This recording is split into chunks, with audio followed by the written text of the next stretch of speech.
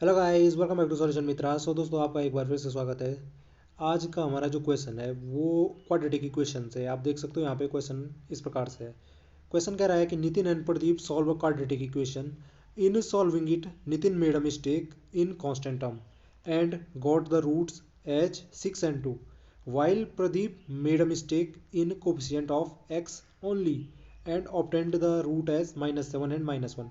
Find the correct root of the equation.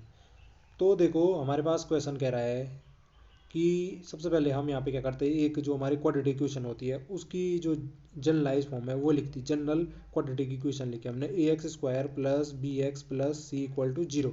ये क्या हमारी जनरल क्वाड्रेटिक इक्वेशन है। अब यहाँ पे क्वेश्चन में क्या कह रहे हैं कि हमने एक ऐसी ही क्वाड्रेटिक इक्वेशन सॉल्व करने के लिए दी थी, किसको, प्रदीप को और नितिन को। लेकिन इन दोनों ने क्या कर दी, कुछ गलतियां कर दी। इन्हें सॉल्यूशन फाइंड करना था, यानी रूट फाइंड करने थे, लेकिन इन दोनों ने कुछ गलतियां की जिससे इनके रूट्स क्या हो गए, डिफरेंट हो गए। जो कि हमने इक्वेशन दे रखी थी उसके रूट से डिफरेंट मिल जाएंगे अगर कुछ गलती कर दिया। और गलती क्या की है वो कह रहा है कि सॉल्व करते टाइम जो नितिन था उसने मिस्टेक कर दी कांस्टेंट टर्म में।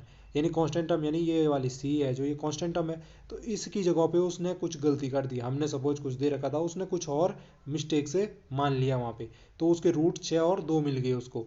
जबकि जो प्रदीप थे इन्होंने क्या मिस्टेक की कि जो एक्स का कोफिशिएंट था, एक्स का कोफिशिएंट यानी बी, इसको मानने में गलती कर दी। यानी इन्होंने यहाँ पे कुछ गलत वैल्यू ले ली जिससे इनके जो रूट्स मिले -7 और -1 मिले। तो हमें पूछ रहा है क्वेश्चन में कि हमें करेक्ट रूट फाइंड करने हैं, जो इक्वेशन हमने दी थी उसके करेक्ट रूट फाइंड करने हैं। ठीक है जी। तो यहाँ पे ये भी समझ सकते हो कि हमें पहले तो वही ये पता चलना चाहिए कि हमारी जो इक्वेशन दे रखी थी इन दोनों को वो क्या है। वो इक्वेशन पता चल गई तो उसके रूट तो हम फाइंड कर सकते हैं। तो वो इक्वेशन कैसे फाइंड करेंगे कि जो हमने प्रदीप और नितिन को सॉल्व करने के लिए दी थी। तो देखिए, सबसे पहले क्या करेंगे, आपको जो आपका प्रीवियस नॉलेज है उसको रिकॉल कीजिए। तो हमें क्या पता है, हमें क्या क्या चीज़ें पता है। हमें एक चीज़ पता थी कि चलो वो हम रिकॉल करेंगे उसको, लेकिन हम पहले क्या करते हैं कि जो हम ले लेते हैं कि अल्फ़ा और बीटा क्या हैं। अल्फ़ा और बीटा क्या थे, जो हमारी क्वाड्रेटिक इक्वेशन है उसके रूट थे। तो मैं पहले केस में क्या करता हूँ, मैं पहले करता हूँ यहाँ पे इन दोनों का क्या कर देता हूँ, सम कर देता हूँ। जो हमारे रूट्स हैं उनका सम कर देता हूँ। किसके केस में, नितिन के केस में। नितिन ने क्या क्या निकाले हैं रूट्स, तो नितिन ने निकाले हैं रूट्स 6 और 2। तो 6 + 2 कितना हो गया, 8 हो गया। ऐसे ही ऐसे ही क्या करूँगा मैं यहाँ पे, इनका क्या करूँगा, प्रोडक्ट निकाल दूंगा, यानी रूट का प्रोडक्ट निकाल दूंगा, अल्फ़ा इंटू बीटा। तो नितिन के रूट थे 6 और 2, 6 और 2 का प्रोडक्ट करोगे आप, कितना आ जाएगा, 12 आ जाएगा। तो आपको यहाँ पे जो नितिन द्वारा निकाले गए रूट हैं उनका सम और प्रोडक्ट पता चल चुका है। अब आप अपना जो प्रीवियस नॉलेज है क्वाड्रेटिक इक्वेशन का उसको रिकॉल कीजिए। तो हमारी कोई भी क्वाड्रेटिक इक्वेशन होती है वो अगर मुझे रूट्स पता हों, मुझे पता है कि अल्फ़ा और बीटा रूट्स हैं किसी क्वाड्रेटिक इक्वेशन के, तो मैं क्या क्वाड्रेटिक इक्वेशन रूट से निकाल सकता हूँ। तो बिल्कुल निकाल सकते थे। कैसे निकाल सकते थे, तो हम क्या करते थे, हमें अगर क्वाड्रेटिक इक्वेशन निकालनी होती है और हमें रूट पता है तो हम क्या करते थे, x² माइनस यहाँ पे कर देते थे सम ऑफ रूट्स कर देते थे। सम ऑफ रूट कर देते थे किसकी जगह पे, एक्स कोफिशिएंट की जगह पे। और प्लस कर देते थे यहाँ पे क्या, product of root. Product of root equal to क्या हो जाएगा, 0 होता था। ये आपको याद होगा अगर, कि अगर मुझे रूट्स पता है किसी क्वाड्रेटिक इक्वेशन के तो इक्वेशन कैसे प्राप्त करते थे। तो वो हम करते थे इस प्रकार से, x² minus sum of roots multiplied by X plus product of root, यानी कांस्टेंट टर्म की जगह पे प्रोडक्ट ऑफ रूट लगा देते हैं और जो हमारा एक्स का कोफिशिएंट है उसकी जगह पे सम ऑफ रूट रख देते हैं। और साइन माइनस और प्लस इसके अकॉर्डिंग आएगा। तो देखिए यहाँ पे मैंने सम निकाला है, प्रोडक्ट निकाला है। तो यहाँ पे हमारी जो इक्वेशन होगी जो कि प्रदीप ने सॉल्व मतलब नितिन ने सॉल्व की है, वो क्या हो जाएगी, वो हो जाएगी x² minus sum of root. Sum of root कितना है, तो नितिन द्वारा निकाले गए 8, तो -8x हो जाएगा। Plus product of root, Nitin के जो रूट हैं उनका प्रोडक्ट कितना आया है, 12। तो प्लस का 12 इक्वल टू 0। तो ये हमारे जो नितिन है उन्होंने इस इक्वेशन को सॉल्व कर दिया। उन्होंने क्या किया, इस इक्वेशन को सॉल्व किया है, यानी उन्होंने कांस्टेंट टर्म की जगह पे 0 मतलब गलत माना था। तो ये 12 यहाँ पे नहीं होना चाहिए था, कुछ और रहा होगा।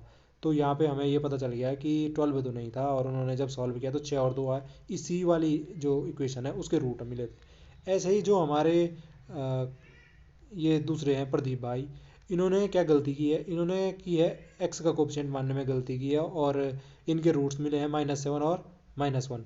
ऐसे ही प्रदीप जी के अगर मैं रूट का सम निकालना चाहूँ अल्फ़ा प्लस बीटा, वो क्या हो जाएगा, इनके रूट है -7 और -7 प्लस -1, तो -7 -1 कितना हो जाएगा, -8। ऐसे ही अगर मैं प्रदीप द्वारा निकाले गए रूट का प्रोडक्ट निकालूंगा अल्फ़ा इंटू बीटा, तो ये हो जाएगा -7 इंटू -1, कितना हो जाएगा, ये +7 हो जाएगा। तो यहाँ पे भी मुझे sum of roots and product of root पता चल चुका है।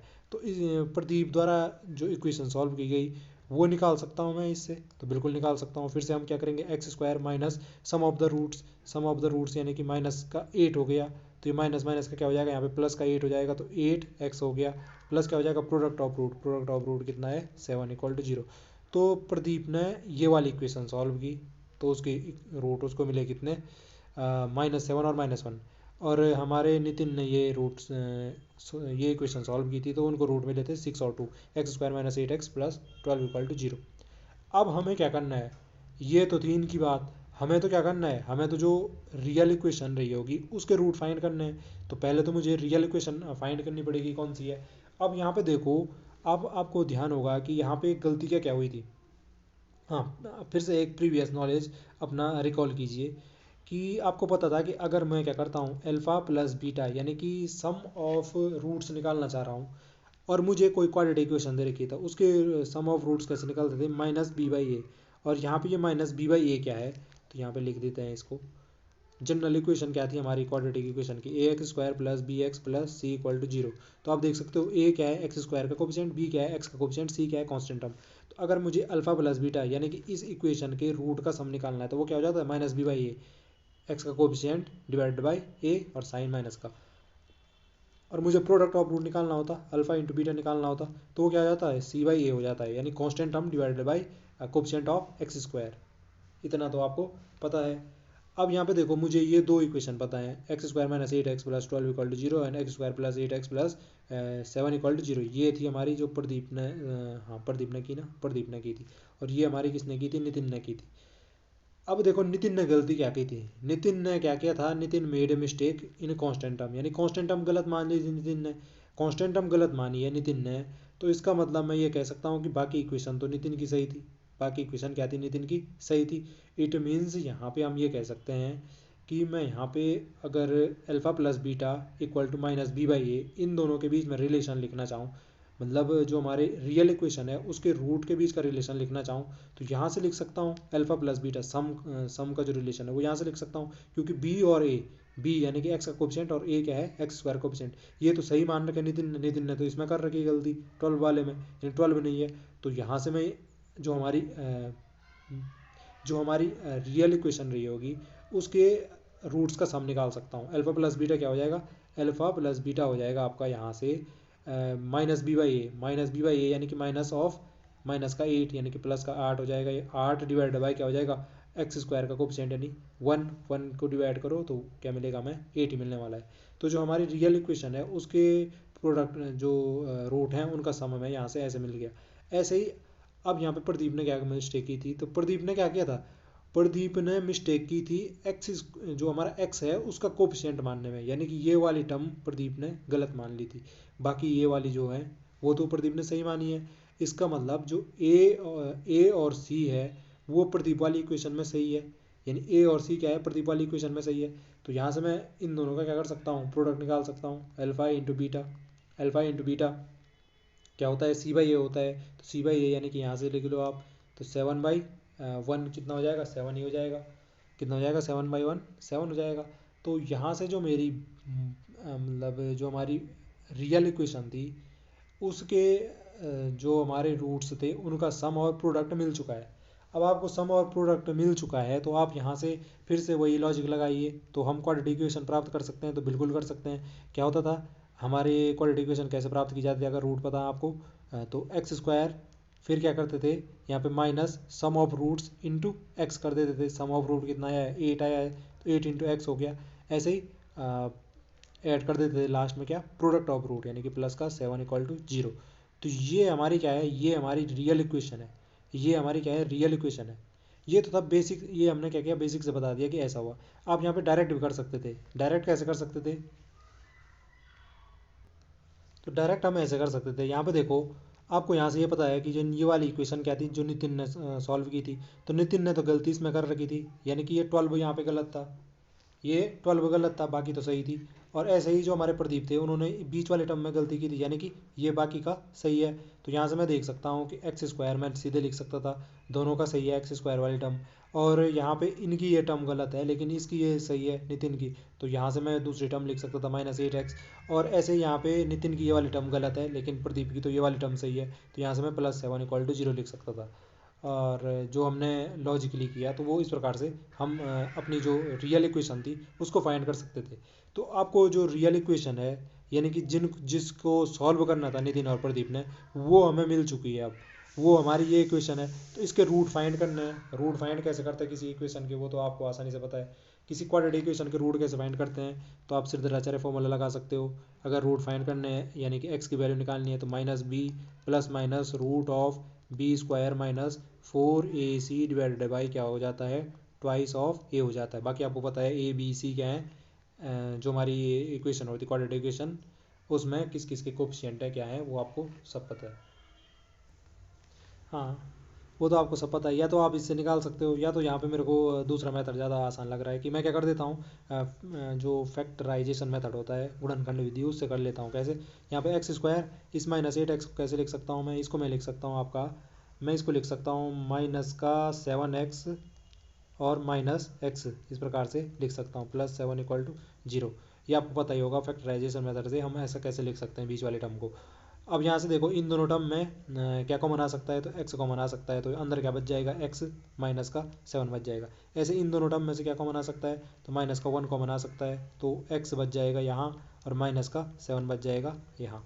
अब देखो इन दोनों टर्म, ये दो टर्म्स हो गई, बीच में ना नेगेटिव साइन है, x -7 कॉमन आ सकता है, तो x -7 आप कॉमन ले लोगे, तो यहाँ क्या बचेगा, इस वाले में बचेगी x, यहाँ क्या बचेगा, -1 बच जाएगा = 0। अब देखो यहाँ से देखो इन दो टर्म का प्रोडक्ट 0 हो रहा है, तो ऐसा कब पॉसिबल है? या तो दोनों के दोनों 0 हों, या तो 0 × 0 = 0 मिल सकता है, या तो इनमें से कोई एक भी अगर 0 हो जाए तब भी 0 मिल सकता है। तो मेरे पे तो दोनों कंडीशन से ये जो हमारी इक्वेशन है वो फुलफिल हो सकती है 0। तो मैं क्या करता हूँ, पहले x -7 = 0 पुट करता हूँ, तो यहाँ से मुझे क्या मिल जाएगा, x की वैल्यू 7 मिल गई। और अगर मैं x -1 = 0 पुट करता हूँ, तो यहाँ से मुझे x की वैल्यू क्या मिल गई, 1 मिल गई। तो यहाँ पे देखिए हमारे जो मूल इक्वेशन यानी कि जो रियल इक्वेशन थी, जिसमें कि गलती नहीं है, जो ये रियल इक्वेशन है, इसके रूट्स आपको आसानी से मिल गए, 7 और 1 मिल गए। तो इस प्रकार से हम क्या कर सकते थे, इस क्वेश्चन को आसानी से सॉल्व कर सकते थे। आई होप जो वीडियो है वो आपकी समझ में आई होगी। आज के लिए इतना ही। अगर आपको वीडियो पसंद आई है तो प्लीज़ चैनल को लाइक शेयर सब्सक्राइब करना ना भूलें, ताकि इसी प्रकार की जो वीडियोज़ है उन्हें बनाने का हमें मोटिवेशन मिलता रहे। तो फिर आपसे मुलाकात होगी अगली वीडियो में, तब तक के लिए स्वस्थ रहें, मस्त रहें।